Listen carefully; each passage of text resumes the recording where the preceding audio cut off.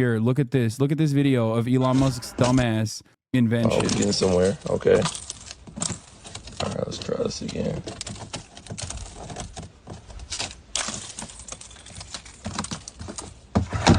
Yeah.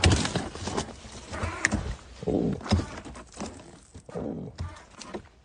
Uh-oh.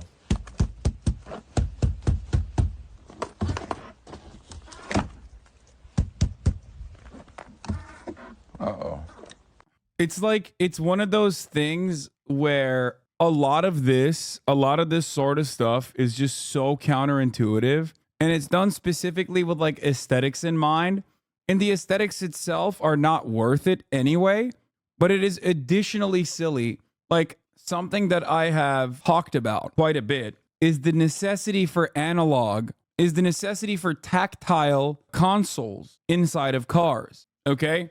Like, there's a reason why people say you don't reinvent the wheel, right? Like, a lot of people don't realize that in these newer cars, there's so much electronic stuff, right? And that creates a lot of issues, right? That creates a lot of software issues, which can also exist in complex vehicles in general anyway, even without massive screens or whatever. But when you rely on a massive screen to do some of the normal features in the car that are supposed to be analog and rely on like some kind of tactile feedback, you all of a sudden create, one, an unnecessary point of failure, and two, it's counterintuitive. What do I mean by this? Because when you're driving a car, you're supposed to look at the road, and the tactile feedback is a necessity for you to be able to make maneuvers while still looking at the road. The entire point of why those little knobs for the AC and your little knobs that you use, little widgets that you use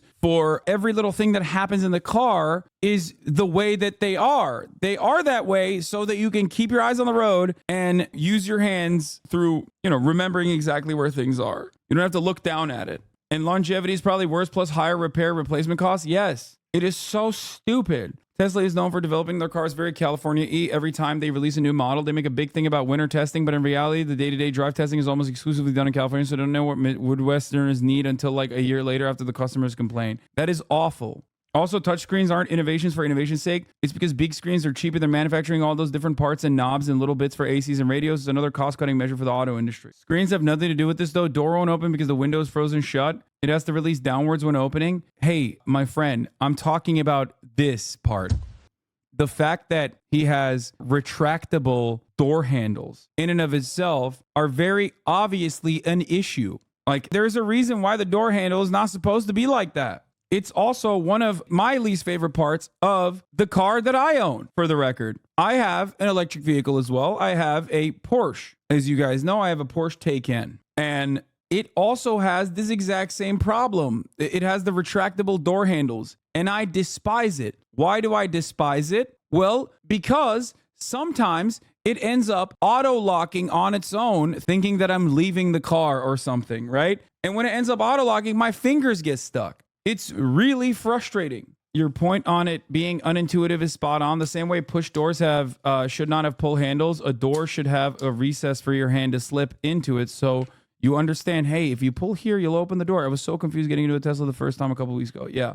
Here's the Cybertruck finger test, by the way. Do not get your finger stuck on the Cybertruck hood when closing it. Keep an eye on the kids, too. They might not have any left. Poor design from Tesla, but Rivian thought of this and added a safety feature, whereas Tesla does not have one. Anti-pinch sensors, the unsung heroes of child safety.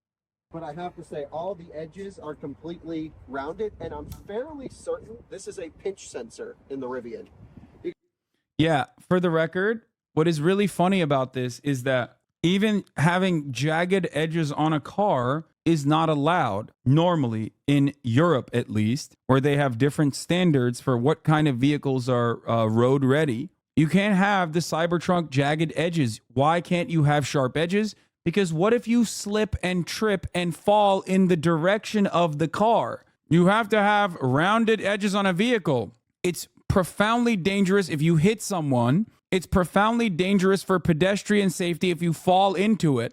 Both of these companies are not organized, and people shouldn't buy an EV from them until they are. You are absolutely correct on this. Both Rivian and Tesla are not union. and therefore you shouldn't purchase from them until they do unionize. I'm a return guy, but for analog, yes, I am too. I think so as well. The DOT laws are more for if you hit a pedestrian as in the shape of impact at XXX speed, but close enough in your examples. Yeah. Neither is the company they buy test equipment from. Yeah. In Denmark, the Cybertuck can't be on the market because of sharp edges. They say that if you get hit by the truck in an accident, then the edges will cut you up compared to other cars and trucks. They can't sell it here. I think it's pretty funny that the Ford Pinto conversation has like once again come back into question. And there is no better indication that Milton Friedman won, right? Like the Friedman genre of argument that we should leave it up to the rational consumer is very much still in play in this country many years after his demise. And there is no better representation of that than the Cybertruck being released into the marketplace. The idea that like, well, consumers will make rational choices to purchase this or not purchase it is definitely part of the reason why this is allowed. The crumple zones are shit too and not standards in the EU and Australia. Exactly. La la la la, no DMCA, la la la la, no DMCA.